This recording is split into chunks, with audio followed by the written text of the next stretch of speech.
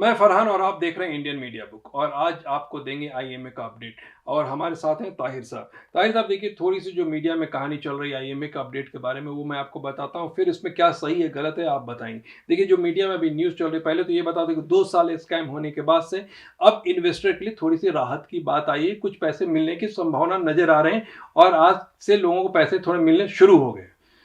तो अब ये है कि आईएमए का जो टोटल क्लेम फॉर्म सबमिट हुआ था वो था 65,258 क्लेम फॉर्म सबमिट हुए थे। इस क्लेम फॉर्म के अंदर जो टोटल पैसे जो बताया गया था, क्लेम किया था, वो था 2,695 करोड़।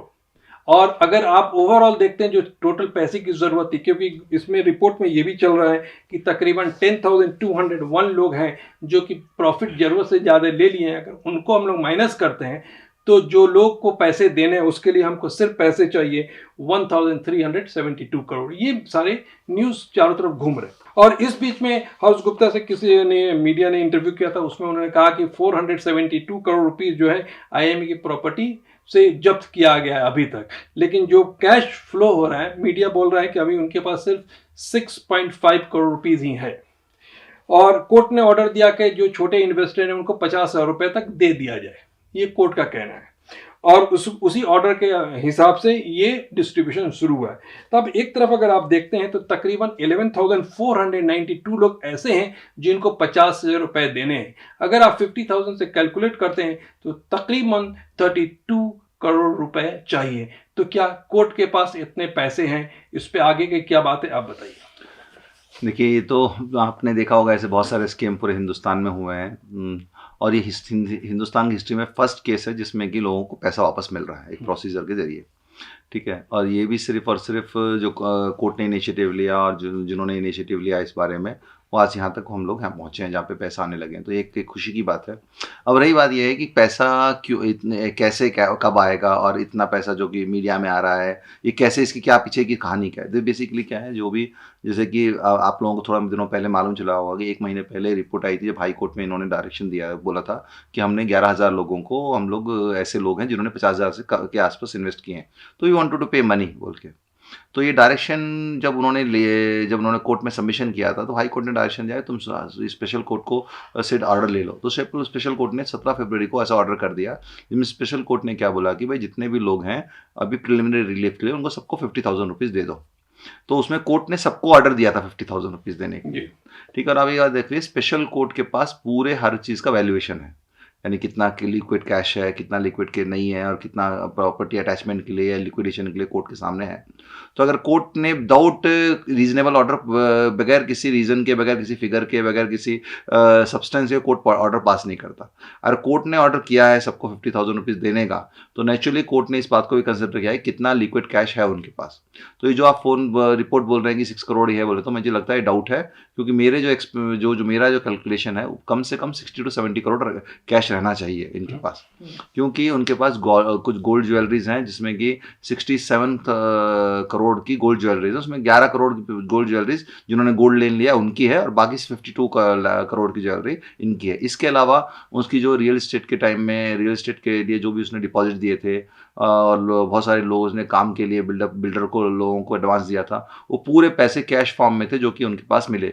और फिर दवाइयों के जो उन्होंने बेची थी, और इंस्ट्रूमेंट जो मेडिकल स्टोर्स के सब बेचे थे, उनमें भी उनको बहुत पैसा मिला है। तो मेरा कैलकुलेशन से 60 to 65 करोड़ रहना चाहिए। ये सब्जेक्ट टू करेक्शन है, वो जो कोर्ट में जब मैं देखूंगा तभी बता कर सकता हूँ। मगर मेरा जो कोर्ट के ऑर्डर, जब भी कोर्ट कोई ऑर्डर पास करता है तो कोर्ट ऑर्डर ब्लैंक पास नहीं करता है। कोर्ट सबसे पहले इंक्वायरी लेता है कि भाई तुम्हारे पास कितना पैसा है, तुम दे पाओगे या नहीं। तो इसीलिए कोर्ट ने एक स्टेप आगे बढ़कर, क्योंकि पहले क्या था, सिर्फ जिनको 50,000 तक जिन्होंने इन्वेस्ट किया उनको ही मिलेगा बोल के, तो कोर्ट ने एक स्टेप आगे लेके क्या किया कि जितने भी इन्वेस्टर्स हैं, चाहे वो उन्होंने कितना भी अमाउंट इन्वेस्ट किया हो, तो सबको 50,000 रुपये मिलेगा। तो अब जो उसके बाद जो फिगर आ रही है कि 50,000 में, जैसा आपने देखा होगा कि बहुत कुछ लोगों को कम भी मिल रहा है, तो ये वो लोग हैं जिन्होंने इन्वेस्टमेंट तो 50,000 किया है, पर उन्होंने ऑलरेडी प्रॉफिट में 20,000, 30,000, 25,000, 40,000 रुपये ले लिया है। अच्छा। तो तो उसका डिडक्शन करके इन्होंने क्या किया, ये रिटर्न किया। और ये जितना भी पैसा लिया है, चाहे वो जिसने 50,000 इन्वेस्टमेंट किया हो, जिसने 5 लाख इन्वेस्टमेंट किया हो, या 50 लाख इन्वेस्टमेंट किया हो, अगर उन्होंने जितना पैसा ले लिया है उसके माइनस होने के बाद ही कैलकुलेशन आएगा। और जो क्लेम फॉर्म में आपको जब किया है, तो पूरी रिपोर्ट इनके पास आ गई है किसका कितना ड्यू है। तो उसमें कोई भी डिस्प्यूट भी नहीं है और इसमें कोई भी शक भी नहीं है कि लोगों ने इतना पैसा नहीं लिया है बोल के। तो अब जो पैसा आएगा कोर्ट के ऑर्डर के बाद, जिन्होंने 50,000 इन्वेस्ट किया था तो उनको जितना पैसा उन्होंने ले लिया था उसको डेबिट करके पैसा आएगा, और जिन्होंने 50,000 ज़्यादा इन्वेस्टमेंट किया है तो मेरी अंडरस्टैंडिंग क्या है, उनको मिनिमम 50,000 रुपये आना चाहिए। ठीक है, अब ये प्रोसेस शुरू हुआ है, अब देखेंगे कैसे आगे चीज़ चलती है, और तो वो होने का चांस है। और मैं भी अपनी तरफ से कोर्ट में क्लैरिफिकेशन लेने की कोशिश करूंगा, क्योंकि इस कोर्ट में जो physically day to day hearing में मैं इन्वॉल्व नहीं हूँ, मैं सिर्फ जो बड़े इशू होते हैं उसी टाइम में मैं इन्वॉल्व होता हूँ। तो जो ये एक बहुत अच्छी खबर है कि पैसा आने वाला शुरू हो गया, और मुझे उम्मीद है कि थोड़े दिनों में पूरी पोजीशन क्लियर हो जाएगी, और जिन जिन लोगों ने भी इन्वेस्टमेंट में किया है तो इनिशियल तौर पे उनको अप टू 50,000 रुपीज उन लोगों को मिल जाएगा। ये पहला ऐसा पॉन्जी कंपनी स्कैम है जो हिंदुस्तान में शायद इतना जल्दी पैसा मिल रहा है। नहीं, एक्चुअली इसमें क्या है, तो एक हम लोगों ने स्टार्टिंग जब, जैसे आपको मालूम होगा, जैसे केस जब हुआ था, ये स्कैम सामने आया था, तो एक PIL के जरिए हम लोगों ने उसको एक KPID एक्ट के लिए उसको इन्वोक करवाया था। और आपको भी याद होगा, जब जैसे KPID एक्ट इन्वोक हुआ था तो उसको अपोज करने वाले 50 लोग हो गए थे, कोई ये डालेंगे, वो करेंगे, ये करेंगे, बल्कि मेरा स्टैंड बस ये था कि KPID एक्ट ही ऐसा है जो कि इसके लिए अप्रोप्रिएट है, इसी में आप लोगों को रिलीफ मिलेगा। और अल्हम्दुलिल्लाह उसी चीज़ को फॉलो करते करते कोर्ट आज इस नतीजे पहुंचा है, और जो 400 करोड़ की जो प्रॉपर्टीज़ हैं, और मेरे ख्याल से और भी कुछ प्रॉपर्टीज जो कि डिस्प्यूटेड है, अगर वो लोग भी इंक्लूड, वो सारी प्रॉपर्टी भी इंक्लूड हो गई, तो मेरे को पूरा 100% यकीन है 50% जो पैसा है जिन्होंने भी इन्वेस्ट किया, 50% उन लोगों को मिलेगा, 50 to 60%। इसके अलावा मैंने एक विक्यूरियस लायबिलिटी बोल के एक और पिटीशन हाई कोर्ट में डाल चुके हूँ। वो पिटीशन के ऊपर मैं क्यों अब तक प्रेस नहीं किया, इसके पीछे रीज़न क्या था कि हमारे पास कोई फिगर नहीं थी कि कितने लोग क्लेमेंट हैं और कितने लोग का ड्यू है और कितना हमारे पास असेट आएगा। तो अब ये फिगर आ गई है सामने, तो मैं नेक्स्ट डेट में या उसके बाद 1-2 डेट के बाद जैसे पैसा आने लगेगा उसके बाद मैं विक्यूरियस लायबिलिटी को भी प्रेस करूंगा। विक्यूरियस लायबिलिटी में क्या है कि जिसमें कि सेंट्रल गवर्नमेंट और स्टेट गवर्नमेंट को रिस्पॉन्सिबल बता के, क्योंकि उनके ऑफिसर्स की डिग्री इलेक्शन की वजह से ये स्कैम यहाँ तक पहुंचा है, तो उनके ऊपर लायबिलिटी को डाल के कोर्ट को पॉइंट से रिक्वेस्ट करूंगा कि जितना भी डिफिसिट रहता है, यानी जितना ही प्रॉपर्टी बेचने के बाद जितना पैसा मिलता है उसको कंपनसेट करने के लिए गवर्नमेंट से पैसा कंपनसेशन लिया जाए, क्योंकि गवर्नमेंट की जिम्मेदारी है, उन्होंने अपनी जिम्मेदारी पूरी नहीं की, उनके स्टाफ ने जिम्मेदारी पूरी नहीं की, तो उसके लिए एक ऑप्शन है वो। इंशाल्लाह उम्मीद रखते हैं कि अब तक तो हिस्ट्री में हुआ नहीं, उम्मीद रखते हैं कुछ होएगा इसमें। देखिए गोल्ड लोन में इसमें 553 लोग हैं जो कि गोल्ड लोन इन्होंने अप्लाई किया था, और कोर्ट के पास 70 लोग आ चुके हैं, 70 तो अब तक लोग कोर्ट के सामने आ चुके हैं, इम्प्लीट किया हुआ है। इसमें डिफिकल्टी क्या हो रही है कि मेरा जो एक स्टैंड है कि भाई कोर्ट से आप रिलीज करना बोल के, क्योंकि मैं 70 लोगों को रिप्लाई कर रहा हूँ, मगर ये जो इसका स्टैंड क्या है, कॉम्पिटेंट अथॉरिटी का क्या बोलता है कि भाई उसने हम आपसे एक बार अब तक 3 एप्लीकेशन सिमिलर नेचर की डाली है, जिसमें वो लोग क्या बोल रहे हैं कि इन लोगों को कोर्ट से ऑर्डर नहीं होना, कोर्ट क्या बोलना कि तुम कॉम्पिटेंट अथॉरिटी के पास जाओ, तो कॉम्पिटेंट अथॉरिटी उनको वेरिफिकेशन करके और इनके ऊपर कुछ इंटरेस्ट डाल के ये इनको प्रॉपर्टी रिलीज करेगा। तो मैंने क्या बताया भाई, कोर्ट वेरिफिकेशन करने हैं उन्हें कर सकता है, नो प्रॉब्लम, क्योंकि कोर्ट वेरिफिकेशन लेगा, एविडेंस लेगा, तो लोगों को सालों लग जाएंगे, 503 लोगों को। और कोर्ट के ऑर्डर के बावजूद भी उसने क्या कर दिया, कॉम्पिटेंट अथॉरिटी ने इनको जब क्लेम फॉर्म मंगा रहे थे तो लोन स्कीम का ही क्लेम फॉर्म मंगा लिया, और उस क्लेम फॉर्म के जरिए क्या हो गया, उनको ऑलरेडी 95% लोगों ने उसको अप्लाई कर दिया। ऑलमोस्ट 553 में ऑलमोस्ट 530 या 540 या 510 लोगों ने उसको अप्लाई कर चुका है, तो उसके पास ऑलरेडी एक वेरिफिकेशन प्रोसेस हो गया है। तो कोर्ट को मैंने रिक्वेस्ट किया था कि भाई वेरिफिकेशन उसको करने दो, उसके बाद उसको डायरेक्शन दो कि सब लोगों से DD कलेक्ट कर ले, फिर कोर्ट एक कंसोलिडेट एक ऑर्डर कर दे पास कि सब लोगों को, क्योंकि उनकी प्रॉपर्टी के बारे में कोई डिस्प्यूट नहीं है, ना ही उनकी आइडेंटिफिकेशन के ऊपर डिस्प्यूट है, क्योंकि उन्होंने जो डॉक्यूमेंट्स डाले हैं कोर्ट में अटैचमेंट के लिए, उस डॉक्यूमेंट में हर एक आदमी का पूरा डिस्क्रिप्शन, उसकी क्या क्या प्रॉपर्टीज है, उसने कितना लोन लिया है बोल के है वो। तो कोर्ट क्योंकि ये नई चीज़ है और नया प्रोसीजर, तो कोर्ट क्या है, रिलेक्टेंट हो रहा है उसको ऑर्डर करने के लिए, कोर्ट को समझ में कुछ नहीं आया, तो कोर्ट को मैंने असिस्ट करने के लिए थोड़े से कुछ पॉइंट्स भी दिए, तो कोर्ट उसको कंसिडर करके, तो कोर्ट ने बोला कि मैं इसको कंसिडर करके एक ऑर्डर पास करूंगी, और जिससे कि पूरे 53 लोगों को एक बार में ही पूरा मिल जाए और उनको कोई एविडेंस भी आने की जरूरत नहीं पड़े।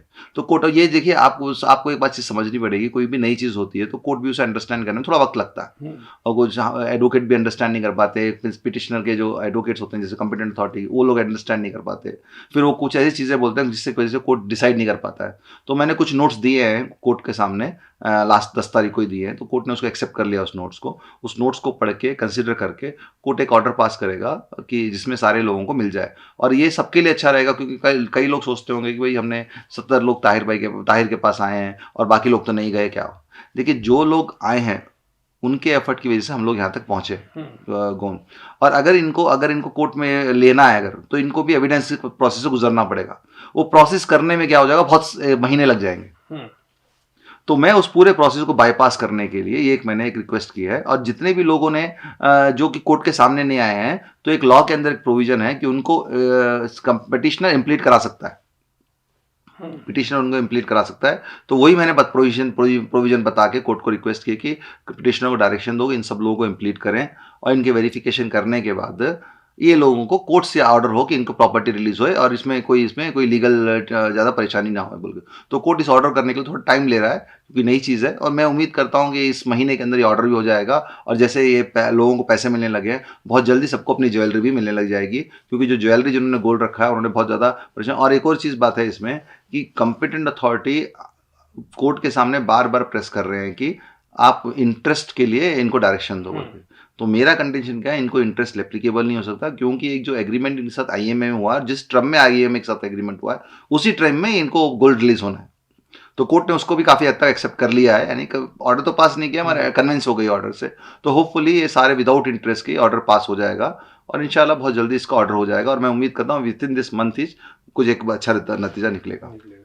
तो थैंक यू ताहिर साहब इस पे रोशनी डालने के लिए।